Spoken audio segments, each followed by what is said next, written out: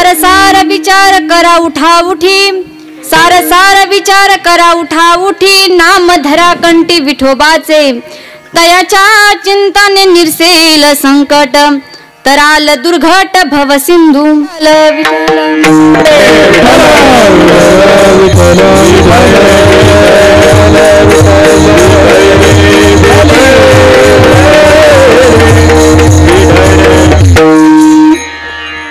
प्रस्तुत प्राप्तस्थळी प्राप्त प्रसंगी कीर्तन रूपी सेवेकरता निवडलेला अभंग देहुनी वासी श्रीमंत संत वैराग्याचे परममूर्ती वारकरी संप्रदायाच्या कलस्थानी असणारे नवे नवे ज्यांनी अतिशय प्रतिकूल परिस्थितीमध्ये वारकरी संप्रदायाच्या धुरा आपल्या खांद्यावर ठेवून संपूर्ण विश्वामध्ये वारकरी संप्रदायाचा प्रचार आणि प्रसार करणारे श्रीमंत संत श्री जगद्गुरु तुकोबराय यांचा 4 चरणांचा अभंग असून भगवान परमात्माने आपल्याला हा जो नरदेह दिला आहे ना, या नरदेहामध्ये आल्यानंतर माणसाने विचार करावा.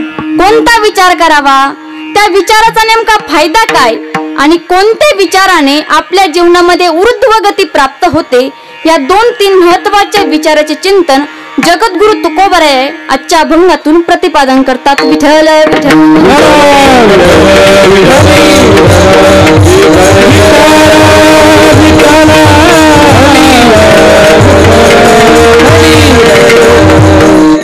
हा अभंग जसा नामपर आहे ना, तसा उपदेशपर सुद्धा आहे. महाराज म्हणतात, सार आणि असार याचा ताबडतोब विचार करा आणि विठोबाचे नाम तुमच्या आमच्या कंठामध्ये धारण करा. याने काय होईल, संकट नाहीसे होतील व दुर्घट असा भवसागर नाहीसा होईल. मनुष्याचा जन्म प्राप्त झाला आहे ना, मग वाचेने नामस्मरण करा, रात्रंदिवस हाच नेम धरा. नामस्मरण केलं तर कोटी कुळे पवित्र होतील, पण नाम प्रेमाने गायलं पाहिजे. विठ्ठल विठ्ठल.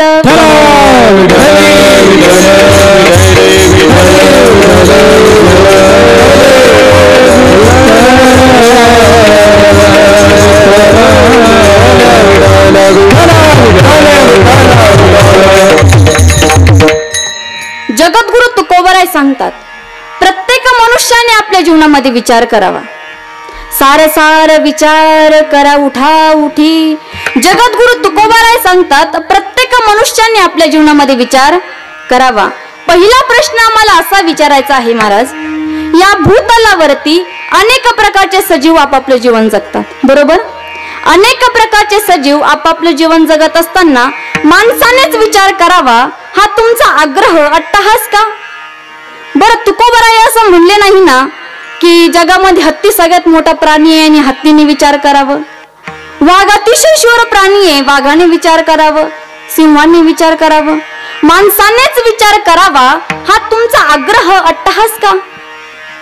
त्याचं उत्तर असं आहे, या भूतलावरती अनेक प्रकारचे सजीव जरी आपापलं जीवन जगत असले तरी शास्त्राने प्रत्येक सजीवाला वेगवेगळ्या प्रकारचं प्राधान्य दिलं आहे.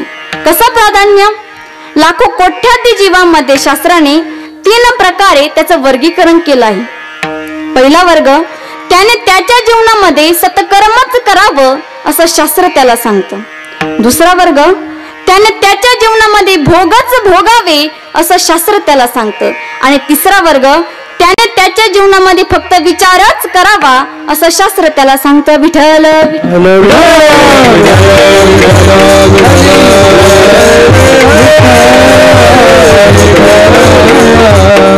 किती प्रकार सांगितले, किती सांगितले? सत्कर्माचं प्राधान्य, भोगाचं प्राधान्य आणि विचाराचं प्राधान्य. मग सत्कर्माचं प्राधान्य कुणाला, भोगाचं प्राधान्य कुणाला आणि विचाराचं प्राधान्य कुणाला? सुभाषित कार्याचं उत्तर एका सुभाषितात देतात, कर्म प्रधानम साधु जीवनम तू, भोग प्रधानम पशु जीवनम तू, विचार प्रधानम गृहजीवनम तू, यस्मिन् प्रधानम तद्देव कुर्यात. सत्कर्माचं प्राधान्य आहे साधूंना, भोगाचं प्राधान्य आहे पशूंना आणि राहतापैकी राहिलं विचाराचं प्राधान्य ती आहे फक्त आणि फक्त मनुष्याला. आणि कहे ना ना नाही कोते, नाही कोते, आणि कहे ना ना नाही कोते, नाही कोते, आणि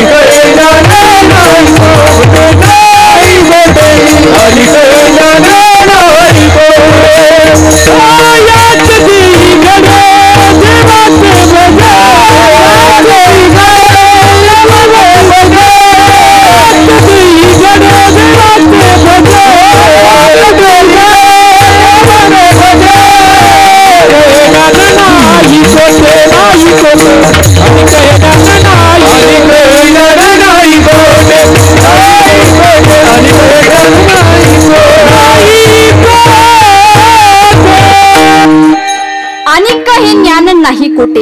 ज्ञान हे फक्त मनुष्याच्या जीवनात आहे. तुकोबाराय सांगतात माणसाने विचार करावा. 3 प्रकार आहे. सत्कर्माचं प्राधान्य आहे साधूंना. आजही जगातला जर साधू महात्मा वजा केला ना तर मठा मंदिरांचं अस्तित्व राहणं शक्य नाही. मठा मंदिर कोणाच्या त्यागावरती जिवंत आहे? साधू महात्म्यांच्या त्यागावरती. साधू महात्मे वजा केले तर मठ मंदिर राहू शकत नाही. काय म्हणणं आहे तुमचं याच्यावरती? बरोबर आहे ना? आपण जर एखाद्या प्रपंचिक माणसाला म्हणलं एवढी मठा मंदिराची जबाबदारी तुम्ही सांभाळा तर सांभाळतील का हो? ते म्हणत्या प्रपंचामध्येच आम्हाला वेळ मिळत नाही आणि तिथं मठा मंदिरामध्ये जाऊन पूजा करण्याचे सामर्थ्य आमच्यामध्ये नाही. भोगाचं प्राधान्य आहे पशूंना, त्याग आहे तो साधूंचा. मग साधूंवरती सुद्धा एक जबाबदारी आहे. काय जबाबदारी आहे? संपूर्ण समाज हा आपला आदर्श घेतोय ना याचं भान त्या साधू महात्म्याने ठेवावं. पुन्हा 3 मुद्दे आहे का? घरातले मुलं आई वडिलांचा आदर्श घेता, शाळेतले मुलं शिक्षकांचा आदर्श घेता आणि समाज हा साधू महात्म्यांकडे बघून आपलं जीवन जगत असतो. घरातले मुलं कोणाचा आदर्श घेता? आई वडिलांचा. ज्या ज्या आईला वाटतं, ज्या ज्या वडिलांना वाटतं आपल्या मुलाने संस्कारी जीवन जगावं तर त्या आई वडिलांनी आपल्या मुलांसमोर स्वच्छ असा आदर्श ठेवावा. पण असं होत नाही. आई वडील आदर्श ठेवत नाही आणि मुलांनी संस्कारी व्हावं अशी तुमची आमची अपेक्षा आहे. कीर्तनाच्या माध्यमातून दररोज फिरण्याचा योग येतो. कधी कधी कीर्तनाला गेल्यानंतर त्यांनी दूध चहा घ्यायला बोलवलं, आम्ही जातो. त्यांच्या घरामध्ये त्यांचा तरुण मुलगा राहतो. त्या मुलाचे वडील त्या मुला देखत खिशातून तंबाखूची पुडी काढता, ती हातावर वत्ता, ती मळता आणि ती तंबाखू त्या मुला देखत खाता. आम्ही जर त्यांना म्हणलं का हो साहेब तुमच्या घरामध्ये तुमचा तरुण मुलगा आहे आणि तुम्ही त्याच्या देखत तंबाखू खाता तर ते आम्हाला अक्कल शिकवतं. ताई मी काय त्याला घाबरतो का? मी त्याचा आज जर तुम्ही तुमच्या मुला देखत तंबाखू खाताय ना, वाक्य नीट ऐका, आज जर तुम्ही तुमच्या मुला देखत तंबाखू खाताय आणि उद्या जर तुमचा मुलगा दारू पिऊन घरी आला ना तर त्यात वाईट वाटून घेण्यात काही एक अर्थ नाहीये का? कबीर महाराज सांगतात जननी जने तू ऐसी जने, जननी जने तू ऐसी जने, भक्त दाता ये शूर, नाही तो जननी वांज भली क्या खोए गया नूर. माझ्या मातांनो, मुलांना जन्माला घालायचं असेल ना तर तो साधू असावा, एकतर तो देव भक्त असावा, नाहीतर तो देशभक्त तरी असावा. पुत्र देई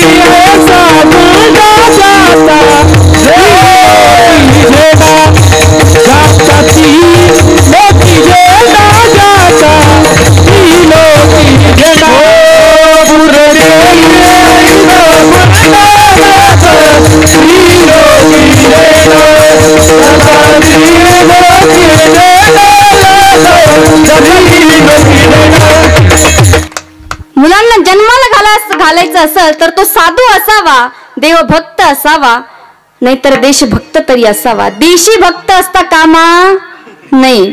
कळलं ना तुम्हाला? कीर्तनाला गेल्यानंतर त्यांच्या घरामध्ये त्यांच्या 2-4 वर्षाचा मुलगा असतो.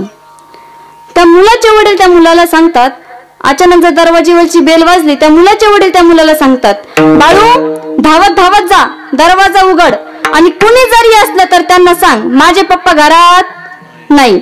बाळू धावत धावत गेला, दरवाजा उघडला आणि म्हणाला, कोण तुम्ही? तो म्हणाला, मी तुझ्या पप्पाचा लहानपणचा मित्र. कुठे गेले तुझे पप्पा? तो म्हणाला, माझ्या पप्पाने सांगितलं कोणी जरी असलं तर त्यांना सांग माझे पप्पा घरात नाही. आता मला सांगा, मुलांना खोटं बोलायचं शिक्षण कोण देतो? आपणच देतो. आणि मुलांनी संस्कारी व्हावं अशी अपेक्षा असेल ना तर आई वडिलांनी मुलांसमोर स्वच्छ असा आदर्श ठेवावा. घरातले मुलं आई वडिलांचा आदर्श घेता, शाळेतले मुलं शिक्षकांचा आदर्श घेता आणि शेवटचा मुद्दा, समाज हा साधू महात्म्यांकडे बघून आपलं जीवन जगत असतो. गुरुवर्य महाराज सांगतात, साधू महात्म्यांनी आपलं जीवन जगत असताना नेहमी तलवारीच्या धारेप्रमाणे जीवन जगावं. गावातल्या जर एखाद्या महाराजांनी एकादशी धरली तर 50% लोक बळबळ एकादशी धरतात. आणि त्यांना जर कळलं की गावातल्याच महाराजांना एकादशी नाही तर ते दसऱ्याला सुद्धा सुट्टी घेत नाही. असा आमचा अनुभव, ही वस्तुस्थिती आहे. आणि म्हणून सत्कर्माचं प्राधान्य आहे साधूंना, भोगाचं प्राधान्य आहे पशूंना. पाप होतय का पुण्य होतय याचं ज्ञान ज्याला नाही ना ते आहे पशुचं जीवन. पशु काय पाप पुण्य जाणे, पशु काय पाप पुण्य जाणे, पाप पुण्य जाणे, पशु काय पाप पुण्य जाणे. उत्तम मध्यम उत्तम मध्यम भोग भोगिते, उत्तम मध्यम भोग उत्तम मध्यम भोग. काही एक उपजताची मरेती मरेती, काही एक उपजताची मरे मराठी, काही उपजता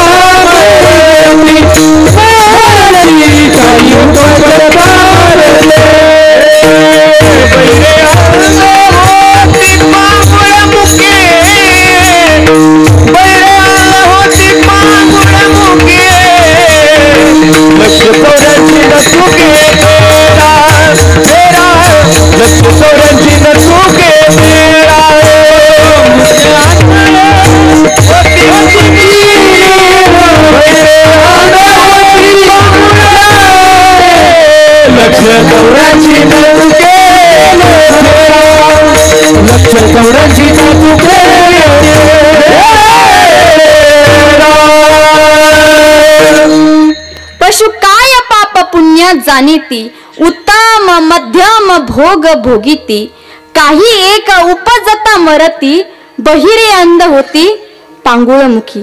ज्याला भोगाचं ज्ञान नाही, ज्याला पाप पुण्याचं ज्ञान नाही, ते आहे पशुचं जीवन. आणि पशुला आहे भोगाचं प्राधान्य, सतकर्माचं प्राधान्य आहे साधूंना, भोगाचं प्राधान्य आहे पशूंना, आणि राहतापैकी राहिलं विचाराचं प्राधान्य, ते आहे फक्त आणि फक्त मनुष्याला. म्हणून जगद्गुरु तुकोबाराय सांगतात, माणसाने विचार करावा.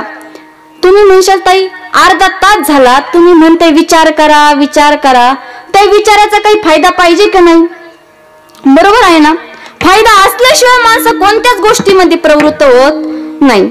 शास्त्र असं सांगतं, सकाळी झोपेतून उठल्यापासून तर रात्री झोपेपर्यंत आणि जन्माल्यापासून तर मरेपर्यंत मनुष्याने उचललेला प्रत्येक पाऊस हे स्वार्थ करतच टाकतो. मनुष्याच्या जीवनातला जर स्वार्थ वजा केला ना तर माणसाचं जीवन दगड झाल्याशिवाय राहणार नाही. मला सांगा, स्वार्थाशिवाय कोण एकमेकांच्या जवळ येतो? शेतकरी शेती करतो पैसा करता का तोट्या करता? पैसा करता का तोट्या करता? व्यावसायिक लोक व्यवसाय करता पैसा करता का तोट्या करता? डॉक्टर लोक डॉक्टरी करता पैसा करता का तोट्या करता? इंजिनियर लोक इंजिनिअरिंग करता पैसा करता का तोट्या करता? वकील लोक वकिली करता पैसा करता का तोट्या करता? आम्ही लोक कीर्तन करतो पैसा करता का तोट्या करता?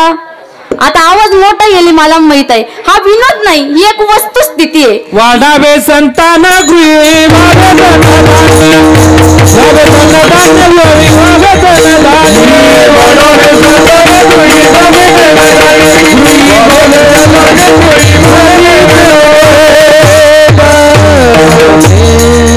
माणसाचा जीवनातला जर स्वार्थ वजा केला ना तर माणसाचं जीवन दगड झाल्याशिवाय राहणार नाही.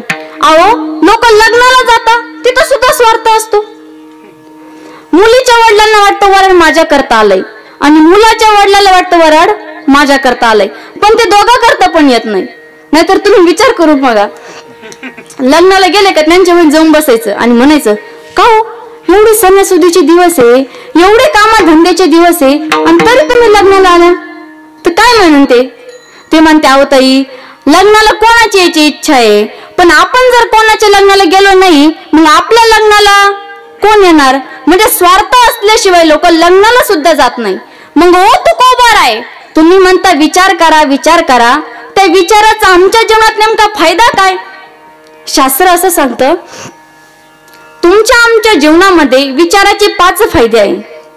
पहिला फायदा, आमच्या जीवनामध्ये जो लाभ होतो ना त्या लाभाचं सर्वात महत्वाचं कारण म्हणजे आमच्या जीवनातला विचार. लाभ म्हणजे काय हो? एखाद्या मुलाने 4 वर्ष MBBS चा अभ्यास केला, 4थ्या वर्षी त्यांनी परीक्षा दिली, MBBS ची डिग्री त्याच्या हातामध्ये पडली. 4 वर्ष सातत्याने अभ्यास नाम विचार करणं म्हणजेच MBBS ची डिग्री त्याच्या हातामध्ये पडणं. याचा अर्थ असा, विचाराचा पहिला फायदा लाभ होतो. मी सांगत नाही, तू करायचं.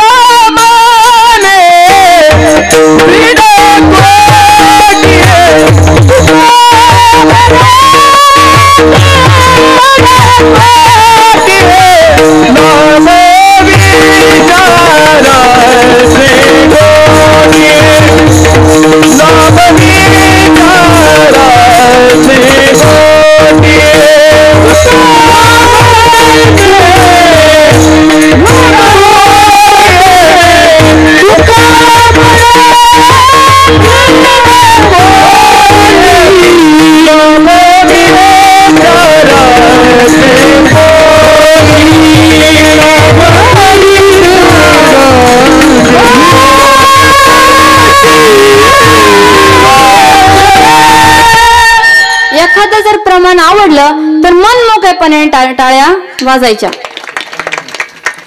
लाभ होतो कशामुळे होतो? लाभ होतो विचारांना. प्रपंच सुटतो विचारांना. प्रपंच सोडणं म्हणजे काय? बायका पोरं सोडून वनामध्ये जा असं एकही साधू संतांचं एकही प्रमाण नाहीये. नलगती सायास जावे वनांतरा, कामामध्ये काम, काही म्हणा राम राम. मग प्रपंच सोडणं म्हणजे काय? शास्त्र असं सांगतं, एका विशिष्ट वयामध्ये गेल्यानंतर आपली मनाची वृत्ती एका विशिष्ट ठिकाणाहून काढून विशिष्ट चरणापर्यंत लावणे म्हणजेच प्रपंच सोडणं होय. अजून सोपं सांगू, 50 नंतरचं जे वय आहे, 50 नंतरचा जो मराठी आकडा आहे कोणता आहे? म्हणा ना, कोणता आहे? 51. ज्या वयामध्ये माणसाने हळूहळू प्रपंच सोडून परमार्थामध्ये पदार्पण करायचं ते वय म्हणजे 51. तुम्ही म्हणू राहिले खरे, पण मला असं वाटतं, आपला अनुभव असा आहे, जसं जसं माणसाचं वय होतं तसं तसं माणसं प्रपंच सोडत नाही तर प्रपंचामध्ये अजून अडकतात. तुमच्या मुलाचं लग्न झालं आणि तुम्हाला सुनबाई आली. मला सांगा, तुमचं किचन मध्ये काही काम आहे का? आहे का काही काम? तुम्ही गेल्याशिवाय राहता का? तुम्ही जाता. बिचारी ती सुनबाई किचन मध्ये गेली, भाजी करता कढई गॅसवर ठेवली, गॅस पेटवला, 2 चमचे तेल कढईत टाकलं आणि सासूबाई तिथं टपकली आणि तिने ते तेल पाहिलं आणि म्हणाली, बया बया बया, आमच्या काळात काय असा उदामादा होता का? छटाक तेल आम्ही 8-8 महिने खायचो, पावशेर शेंगदाणे आम्ही वर्ष खायचो. बाई, तुझ्या काळात तो लई सोन्याचा धूर काढला, आम्हाला माहित आहे. पण आता तुझं हे वय प्रपंचाचं नाही तर परमार्थाचं आहे. पण प्रपंच सुटत नाही, त्यांना हसायचंच नाही, आपलंही तेच आहे.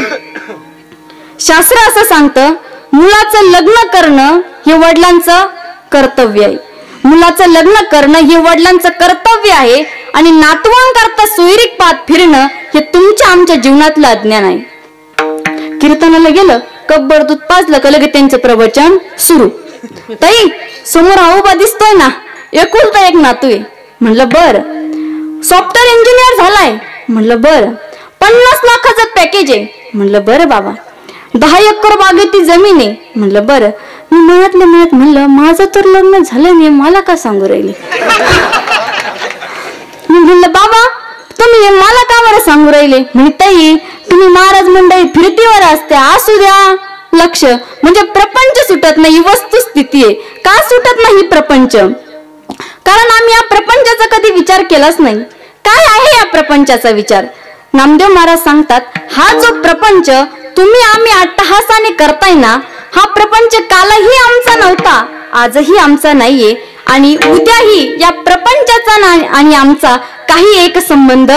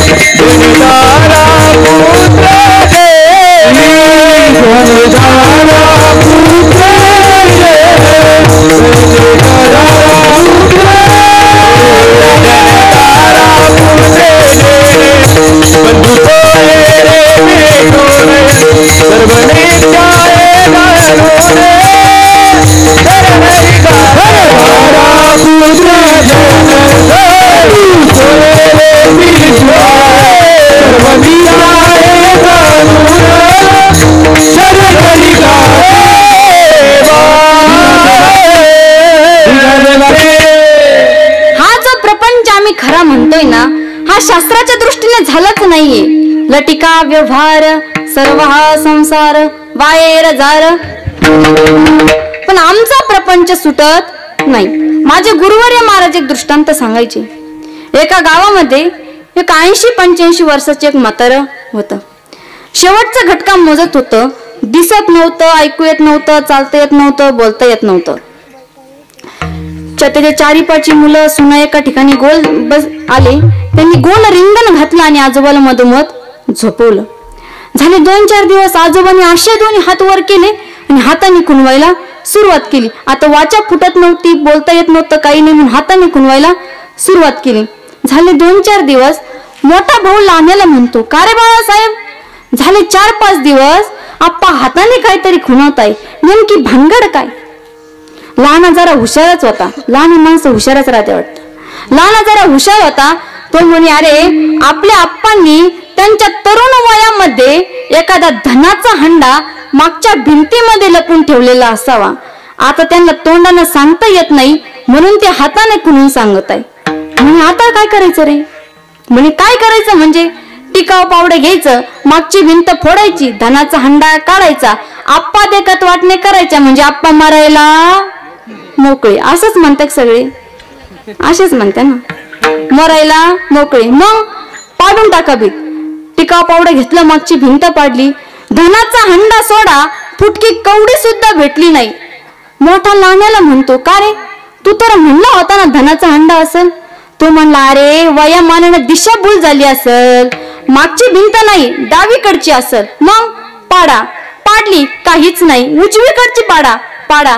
पाडली, काहीच नाही. शेवटी एक भिंत आणि 4 पत्रे राहिले. आणि लहान्याची बायको तिच्या मालकाकडं आली आणि म्हणाली, का हो, एवढे दिवस मोठ्याचं ऐकून वाटूनच झालं, आता तरी स्वतःचं डोकं वापरा. आता जर मोठ्याचं ऐकलं, धनाचा हंडाही जायचा आणि घरही पडायचं. आता लहान बिचारा आत्मधारक होता. त्याच्या बायकोचा शब्दही मोडत नव्हता. जे देव जे देव जे माझी बायको, जे जे तू सांगो ते तिने ऐकू. महादेवा पुढचा ते तुम्हीच म्हणा. बिचारा आज्ञाधारक होता. त्याने काय केलं, खिशातून फोन काढला. त्याचा एक मित्र होता MD डॉक्टर पुण्याला. त्याने मित्राला फोन लावला. हॅलो मित्रा, उमाळ्यावरून बोलतोय. बरं बोल ना मित्रा. काही नाही, वडिलांचं वय झालं, दिसत नाही, ऐकू येत नाही, चालता येत नाही, बोलता येत नाही. झाले 2-4 दिवस वडील हाताने काहीतरी खुणवताय, तुझ्याकडे काही पर्याय आहे का?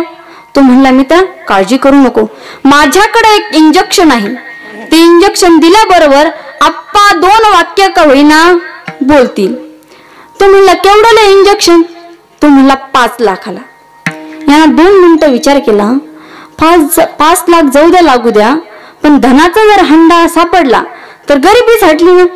तो म्हणला, मित्रा काळजी करू नको, तू इंजेक्शन घेऊन ताबडतोब निघ. त्यानं फोन ठेवला. इंजेक्शन बॅगीत टाकलं, बॅग गाडीत टाकली, पळत पळत उमाळ्याला आला. बॅग गाडीत टाकली, पळत पळत उमाळ्याला आला. झोपले ना तुम्ही?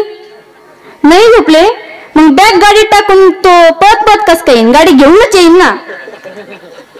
बॅग गाडीत टाकली, गाडी घेऊन तो उमाळ्याला आला. गाडीच्या खाली उतरला आणि धावत धावत घरात गेला. इंजेक्शन दिलं. इंजेक्शन दिल्याबरोबर आप्पा 2 वाक्य बोलले. अरे मूर्खाओ, अरे गाढवाओ, अक्कल आहे का? झाले 5 दिवस तुम्हाला सांगतोय, आपली पीठ चाळायची चाळण शेजाऱ्याच्यानं नेली. केवढ्याला पडली ती चाळण? एवढं बोलला आणि म्हातारं गचकलं. केवढ्याला पडली ती चाळण? 5 लाखाला. अवदा मला त्या चाळणीचं काही वाटत नाही, मारायला टेकलं तरी आपली चाळण सुटत नाही. हे आपलं मोठं दुर्दैव आहे. हे फक्त एक उदाहरण आहे. अशा तुमच्या आमच्या प्रपंचातल्या सगळ्या गोष्टी आहे. मग का सुटत नाही प्रपंच? कारण या प्रपंचाचा आम्ही कधी बारीक विचार केलाच नाही. आणि या प्रपंचाचा जर आम्ही बारीक विचार केला ना, तर आमचा प्रपंच सुटल्याशिवाय राहणार नाही. विठ्ठल विठ्ठल.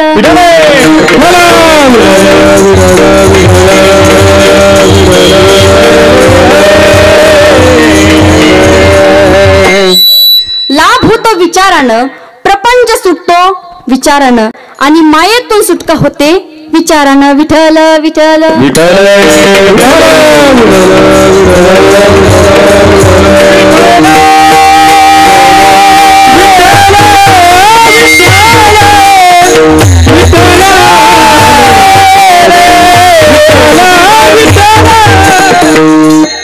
प्रपंच वेगळा आणि प्रपंचातली माया वेगळी.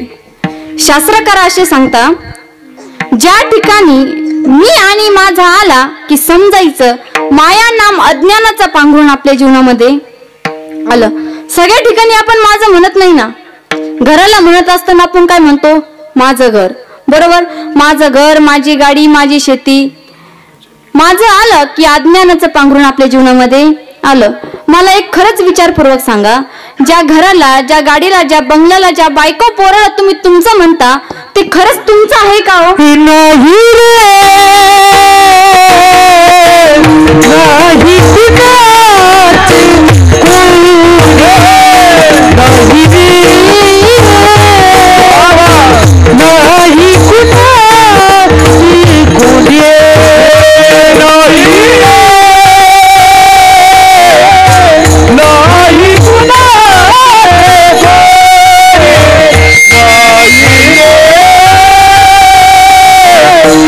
नाही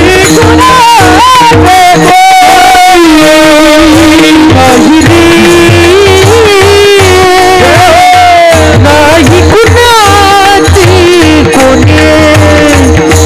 नाही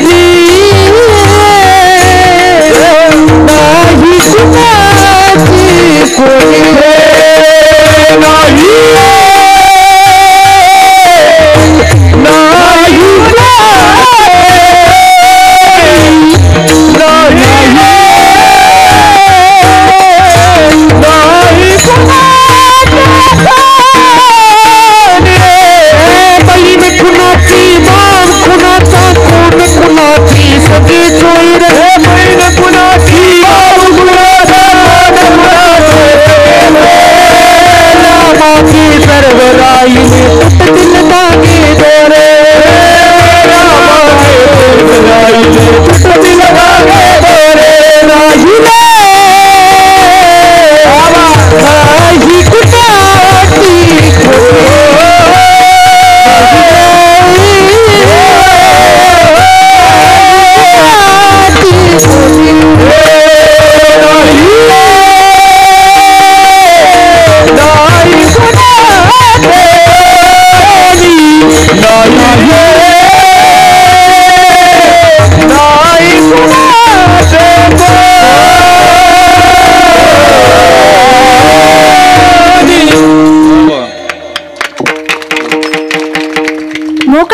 दर्शक वादाच्या तर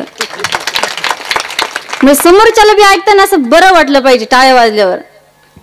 तुकडोजी महाराज म्हणतात, ज्या घराला, ज्या बंगल्याला तुम्ही तुमचं म्हणताय ना ते सुद्धा तुमचं नाहीये.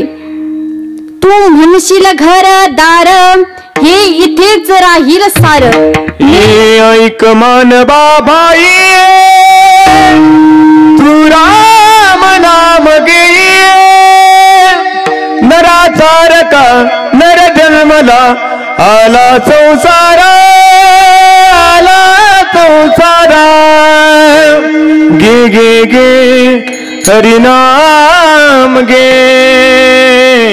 माया सारी सोडून दे.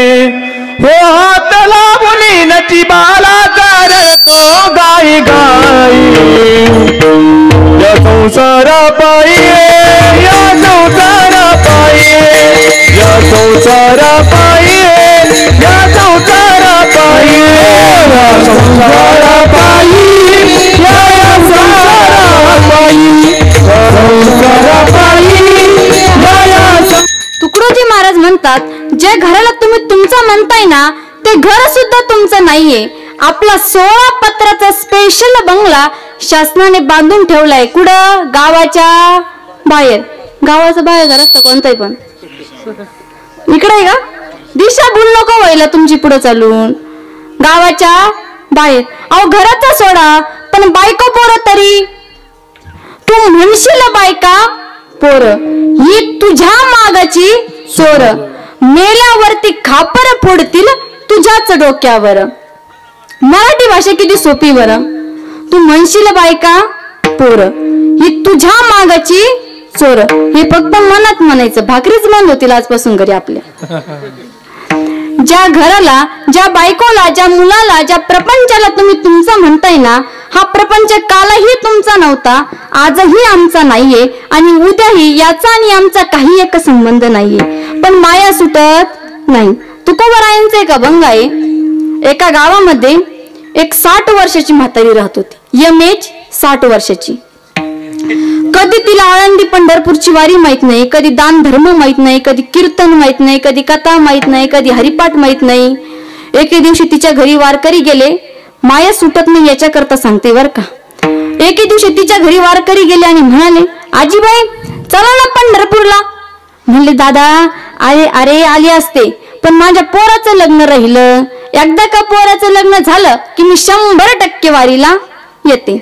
योगायोग असा घडला, ज्येष्ठाच्या महिन्यात तिच्या मुलाचं लग्न झालं आणि आषाढात पंढरपूरची वारी निघाली. वारकरी पत्रिका छापल्या म्हातारीच्या घरी गेले आणि म्हणाले, आजीबाई तुम्ही म्हणाले होता ना तुमच्या मुलाचं लग्न झालं की मी पंढरपूरच्या वारीला येते, मग चला ना वारीला. म्हणले, दादा 100% येते. वारीला यायचं मग खोटं बोलायचं का देवा, खोटं बोलून माय पदरात काय पडायचं, देवाला फसून कोणाचं बोललं झालं, अशी बडबड ती वारकरी म्हणे, आजी बाकीची बडबड नका करू, चालते ना पंढरपूरला. म्हणे हो. तिने सुनबाईला हाक मारली. म्हणजे सुनबाई, म्हणले काय, मला पंढरपूरला वारीला जायचं, माझी तयारी करून दे.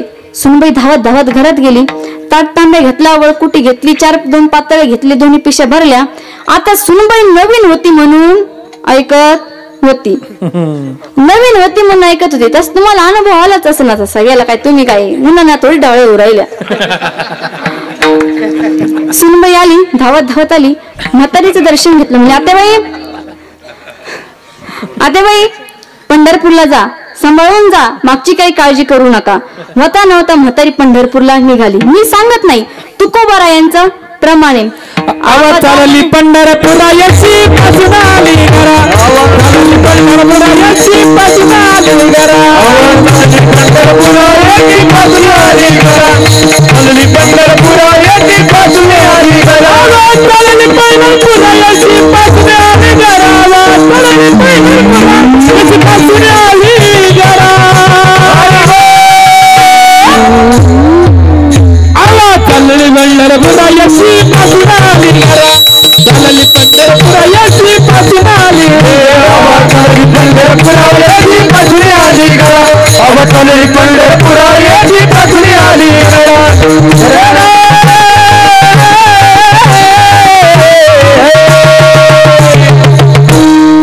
आवाज चालणे पंढरपुरा आणि विशी पासून आली घरा.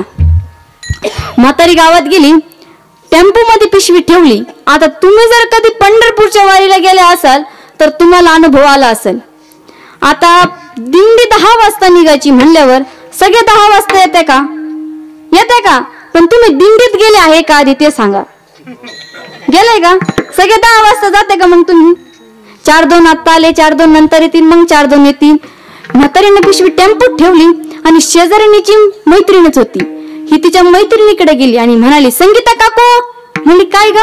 अगं दिंडी निघायला अजून किती टाइम आहे? म्हणजे अगं दिंडी निघायला अजून अर्धा तास बाकी आहे. म्हणजे अर्धा तास? मी 5 मिनिटात घरून आले. आता घरून यायला किती वेळ झाला होता? बरं, धावत धावत घरी निघाली. सुनबाईला हाक मध्ये, सुनबाई. सुनबाईला वाटलं माझ्याकडूनच काहीतरी भरून द्यायचं राहिलं काय.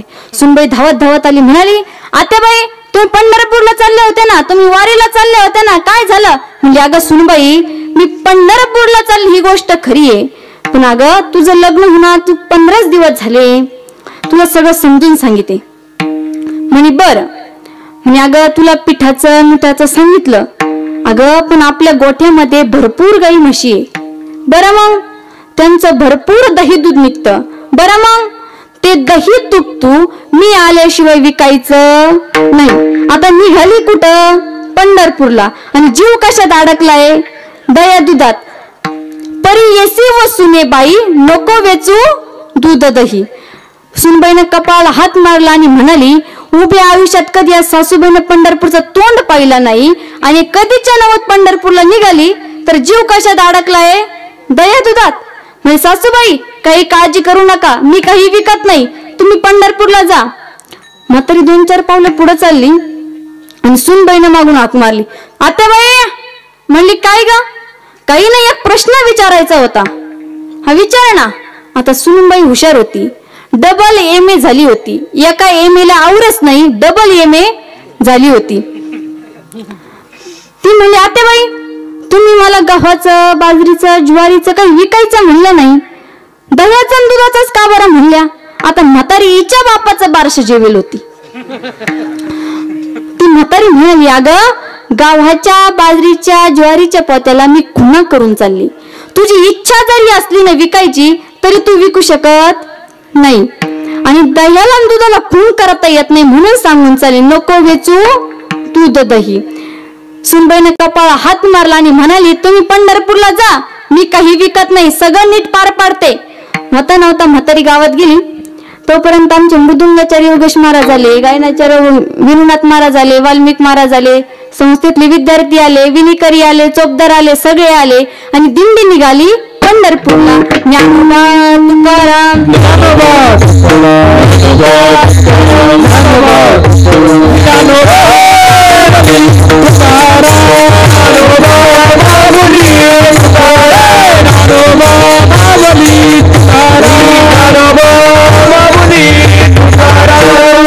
दिंडी निघाली पंढरपूरला.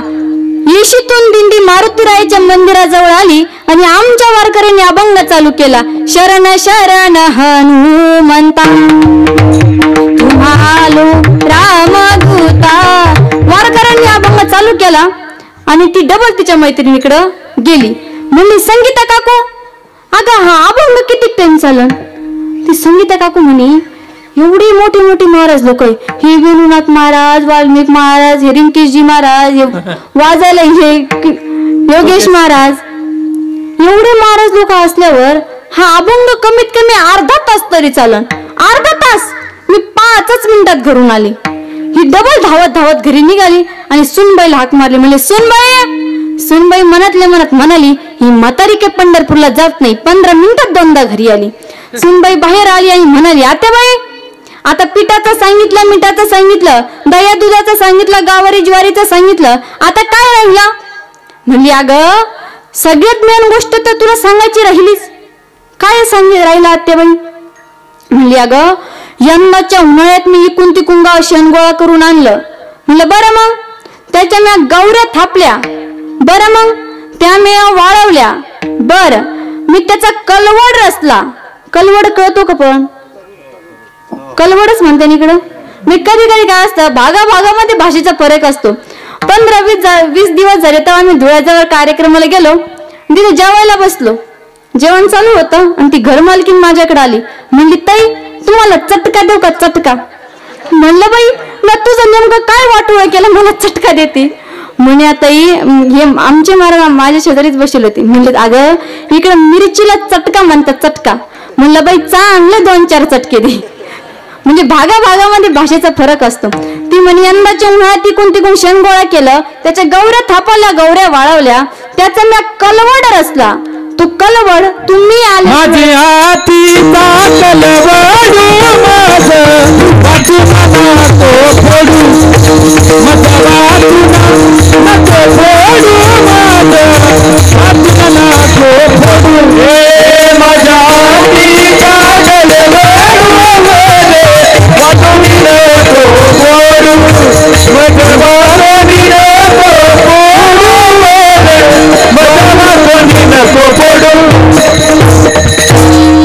माझ्या हातीचा कलवडू आणि माझं वाचूनी नको फोडू.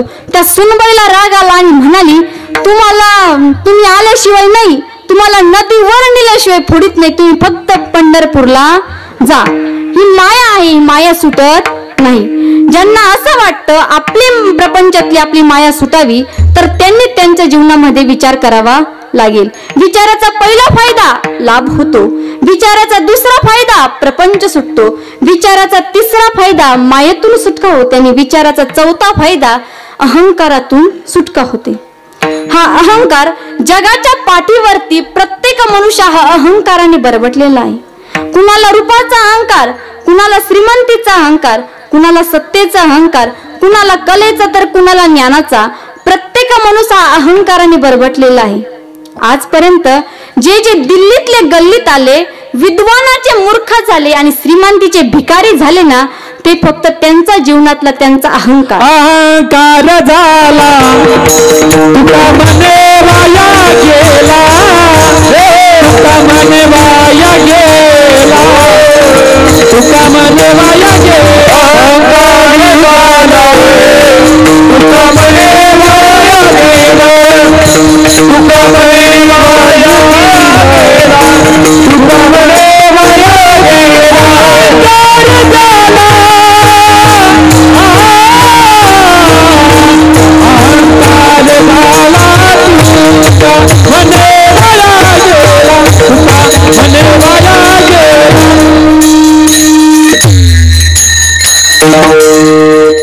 प्रपंचामधलाही अहंकार वाईट आणि परमार्थामधलाही अहंकार वाईट.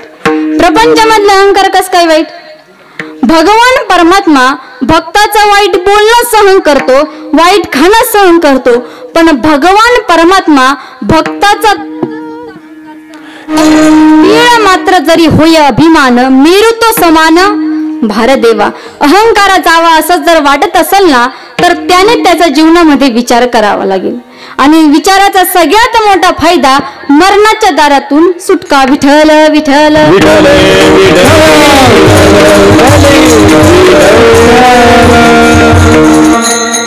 तुम्ही म्हणशाल ताई, पहिले चारही फायदे आम्हाला पटले, पण पाचवा फायदा काही पटाना.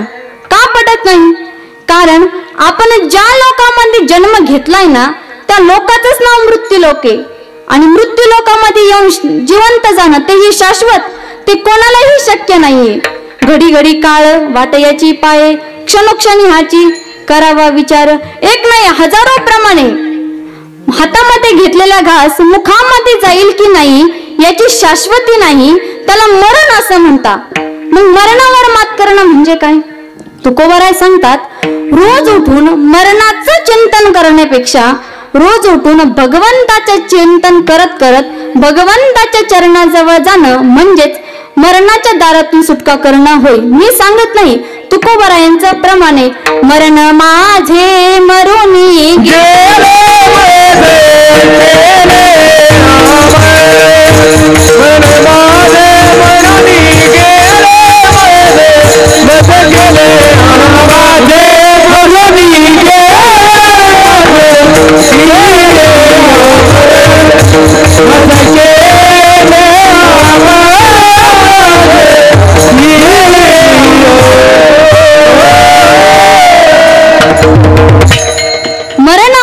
मरुनी केले, मज केले अमर. लाभ होतो विचारानं, प्रपंच सुटतो विचारानं, अहंकारातून सुटका होते विचारानं, मायेतून सुटका होते विचारानं, मरणाच्या दारातून सुटका होते विचारानं. म्हणून जगद्गुरु तुकोबाराय सांगतात, माणसाने विचार करावा. अभंगाचं प्रथम चरण.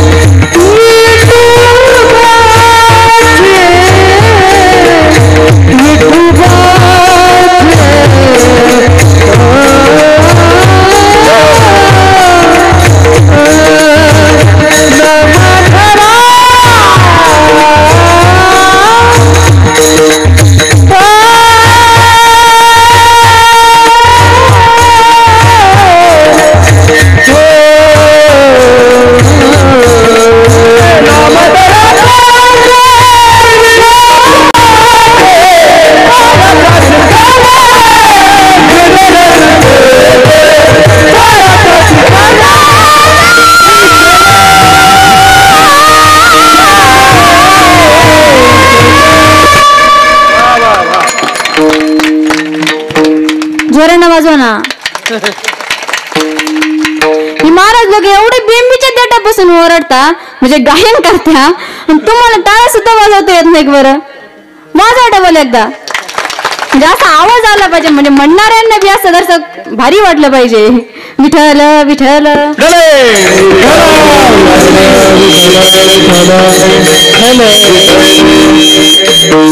लाभ होतो विचारानं, प्रपंच सुटतो विचारानं, मायेतून सुटका विचारानं, अहंकारातून सुटका विचारानं, मरणाच्या दारातून सुटका विचारानं. म्हणून तुकोबाराय सांगतात माणसाने विचार करावा, सारे सारे विचार करा उठा उठी.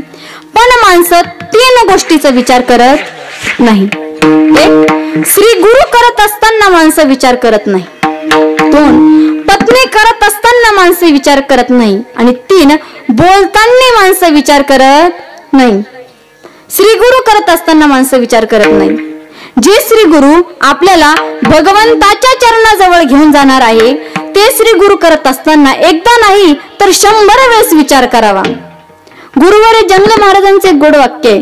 गुरुवारे महाराज सांगायचे की आपलं हे अमूल्य किमतीचं जे मस्तक आहे ना ते मस्तक ज्या पायावरती ठेवायचं ते पाय एकदा नाही तर 100 वेळेस तपासून बघा ते त्या लायकीचे आहे का नाही. नंतर फसवा झाल्यानंतर साधू संतांना आणि देवाला दोष देण्यापेक्षा श्री गुरु करत असताना आधी विचार करा आणि मगच श्री गुरु करा. दुसरं, पत्नी करत असताना माणसं विचार करत नाही. मला सांगा पत्नी करत असताना रूपाचा विचार होतो का गुणाचा होतो? लग्न झाले ना पण सगळ्यांचे मी विचारू राहिले पण लग्न झाले असेल तर कळणार ना. रूपाचा होतो का गुणाचा होतो? रूपाचा. गुणाचा कोण विचार करत? पण माझं एक वाक्य आहे का, ज्यांनी ज्यांनी रूपापेक्षा गुणाला प्राधान्य दिलं, ज्यांनी ज्यांनी रूपापेक्षा गुणाला प्राधान्य दिलं त्या मुलीने माप ओलांडताना झोपडीच्या दारात माप ओलांडलं. पण 5-10 वर्षामध्ये तिथं 50 लाखाचा बंगला उभा राहतो ना, ती ताकद तुमच्या मुलीच्या रूपाची नाही तर ती ताकद तुमच्या मुलीच्या गुणाची आहे. पण माणसं विचार करत नाही. 2, तिसरा मुद्दा, बोलताना माणसं विचार करत नाही. शास्त्र असं सांगतं बोलून विचार करण्यापेक्षा बोलण्याआधी विचार करा आणि मगच बोला. शब्द हे शास्त्र आहे. शब्द हे शास्त्र आहे आणि तोच जर शब्द वापरला तर ते शस्त्र आहे. 50 वर्ष एका ताटामध्ये जेवणारे सख्य रक्ताचे भाऊ एकामेकांपासून लांब जातात. कशामुळे? बोलण्यामुळेच. आणि आडवाई रानाने हिंडणारं कुटुंब 50 वर्षांनी एकत्र येतात ते सुद्धा कशामुळं? बोलण्यामुळेच. कोण म्हणतं जगाच्या पाठीवरती जग जिंकायला पैसाच लागतो? तुमचं बोलणं जर चांगलं असेल ना, तुमचं बोलणं जर गोड असेल ना तर बोलण्याच्या ताकदीवरती तुम्हाला जग जिंकता येतं. ही ताकद आमच्या बोलण्याची आहे. पण माणसं बोलताना विचार करत नाही. विचारा माझ्या माऊली ज्ञानोबरायांना कसं बोलावं.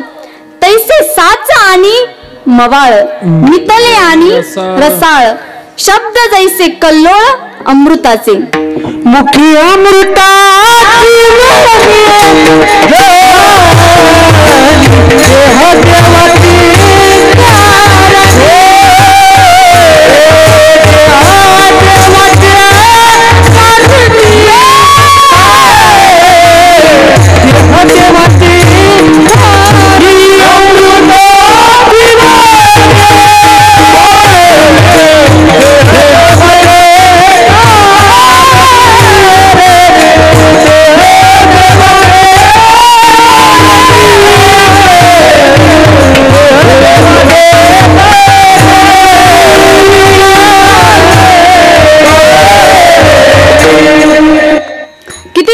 वाणी आहे.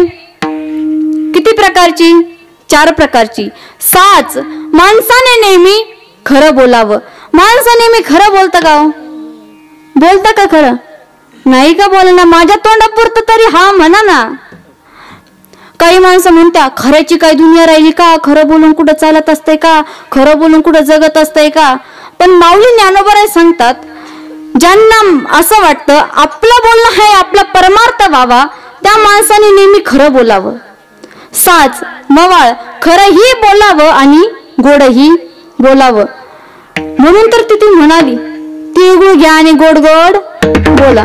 तोंडावरही बोला आणि मागही बोला. उदाहरणार्थ आता इथं कीर्तन चालू आहे, चांगलं कीर्तन चालू आहे. उद्या जावं या कीर्तनाची चर्चा गावामध्ये चौडीर होती. 4-2 नास्तिक येत्या म्हणते का रे काल कोणत्या बाईचं कीर्तन होतं? हा आमक्या ते रिंकेश महाराजांची बायको नाही का तिचं कीर्तन होतं त्या प्रांजलताईचं. हा का? हा चांगला आवाज होता. हा चांगला आवाज होता. हो चांगलं गायन होतं. हा चांगलं गायन होतं. चांगला दृष्टांत होता. हो चांगला दृष्टांत होता. चांगला सिद्धांत होता. चांगला सिद्धांत होता. कुठली होती ती महाराजींबाई? जशी काय रोजाना आणून उभी करली होती, कुठली होती? बोलताना माणसं विचार करत नाही. मी इथलं नाही सांगू राहिली बरं का, आमच्या भागामध्ये असं म्हणते असं सांगू राहिली इकडे. अनंत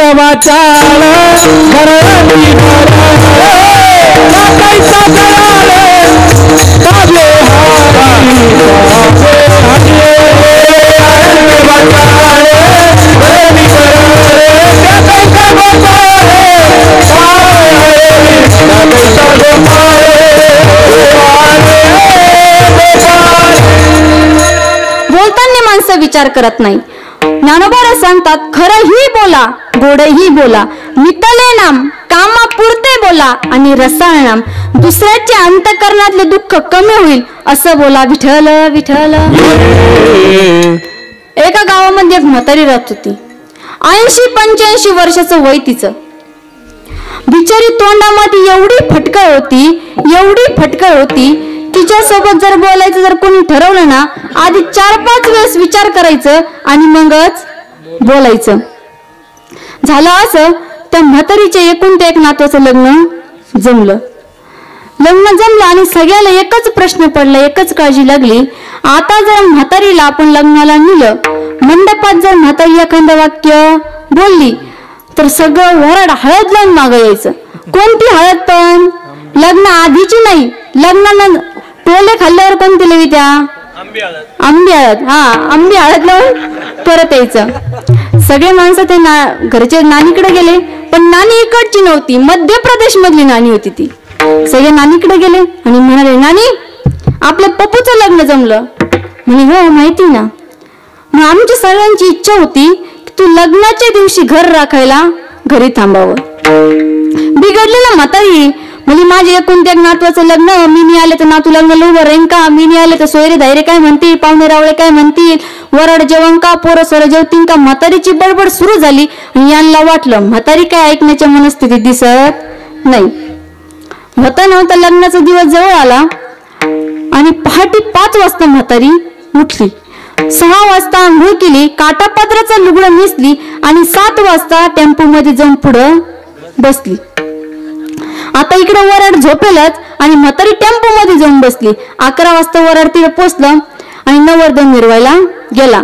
11:30 वाजले, 12:30 वाजले, 1:30 वाजला, 2:30 वाजले, पण लग्न लागल काय तयार नाही. कारण नवरदेवचे मित्र जेवढे हरिभक्त पारायण होते ना सगळे नाचणारी. म्हातारी बिघडली आणि म्हणाली याला काय नाचणारे म्हणत्या का, याला काय नवरदेवचे मित्र म्हणत्या का? असंच जर करायचं होतं तर तिकडच लग्न लावायचं ना, इकडे कायला चव घालायला आणलं, इकडे वराड उपाशी, पोरं उपाशी, असं उपाशी तसं उपाशी. आणि तिथे एक नवरदेवचा मित्र उभा होता. त्यानं ही सगळी म्हातारीची बडबड ऐकली आणि तो म्हणाला ही म्हातारीने काय बडबड लावली का नू? एकदाची म्हातारी चचाना सुद्धा, चचाना म्हणजे मराणा, म्हातारी एकदाची मराणा सुद्धा. योगायोग असा होता घडला, म्हातारीला ऐकायला होतं कमी. म्हातारीने तिच्या सुनेला हाक मारली. मी सुन बाई म्हणजे काय आते बाई?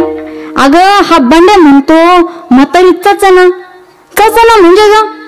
आता सुनबाईला प्रश्न पडला, आता जर मी हिला खरं सांगितलं चचाना म्हणजे मराणा तर ही म्हातारी अख्खा मंडप डोक्यावर घे. मग ती म्हणे आत्याबाई अहो चचाना म्हणजे जेवणा बाई, लेकराला एवढी काळजी माझी आली. बंड्या भाऊ इकडे. काय भाऊ मी कशी चचन? आधी मी नवरदेवची आजी आहे, आधी वराड चचन, मग नवरदेवची आई बाप असतील, मग नवरीची आई बाप असतील, मग नवरदेव नवरी चचन. माझं काय, मी चचले तर चचले नाही तर तशीच राहील. म्हणजे बोलताना माणसं विचार करत नाही, श्री गुरु करत असताना माणसं विचार करत नाही आणि पत्नी करत असताना माणसं विचार करत नाही. विचार जर करायचाच जर असेल ना तर तो एकच करा, माझ्या भगवंताच्या नामाचा करा. सार विचार करा, उठा उठी का नामाचा विचार करा. नामामध्ये 3 गुण आहे. एक, नाम गोड आहे, नाम मंगल आहे. मोक्ष नाम त्या नामामध्ये आहे. नाम गोड आहे. गोड तुझे रूप गोड तुझे नाम गोड तुझे रूप गोड तुझे नाम तुझे रूप गोड तुझे नाम गोड तुझे रूप गोड तुझे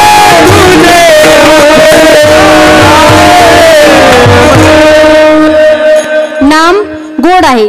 2, नाम मंगल आहे. सकळ मंगळ निधी श्री विठ्ठलाचे नाम आधी.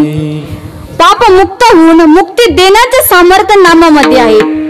सांडी मांडी परते टाकी वासुदेव नाम घोकी मोक्ष येईल सुखी नाम स्मरता आदरे.